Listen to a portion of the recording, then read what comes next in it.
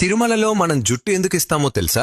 మొట్టమొదట వెంకటేశ్వర స్వామి ఒక చీమల పుట్టలో ధ్యానం చేస్తూ ఉండేటప్పుడు బ్రహ్మదేవుడు ఒక ఆవు రూపం దాల్చి ప్రతిరోజు ఆ చీమల పుట్ట దగ్గరకు వచ్చి స్వామికి పాలిచ్చేవాడు. ఒక ఆవుల కాపరి అది చూసి కోపంతో ఆవు మీదకి తన గొడ్డల్ని విసురుతాడు. ఆ గొడ్డలి నేరుగా వెళ్లి వెంకటేశ్వర స్వామి తలకి తగులుతుంది. దాంతో స్వామికి దెబ్బ తగిలి రక్తం కారుతుంది. కొంతకాలానికి ఆ గాయమైతే మానిపోతుంది, కానీ అక్కడ వెంట్రుకలు మాత్రం రావు. అలా ఒకరోజు వెంకటేశ్వర స్వామి కొండ మీద పడుకుని ఉండగా ఆకాశ మార్గంలో వెళ్తున్న నీలాదేవి అనే ఒక గంధర్వ కన్య వెంకటేశ్వర స్వామిని చూసి కిందకు వస్తుంది. తలకి తగిలిన దెబ్బని చూసి ఎంతో బాధపడుతూ తన తల నుంచి కొన్ని వెంట్రుకలను తెంపి వెంకటేశ్వరునికి ఇస్తుంది. అప్పుడు వెంకటేశ్వర స్వామి ఇలా చెప్తాడు, నా అందం కోసం నీ అందాన్ని పాడు చేసుకున్నావు కదా, కలియుగంలో కొండమీదకి వచ్చిన నా భక్తులు తమ జుప్పుని ఇచ్చే సాంప్రదాయం మొదలవుతుంది. ఆ జుట్టు యొక్క శక్తి అంతా వేరే భూలోకంలో ఉండే నీకు దక్కుతుంది.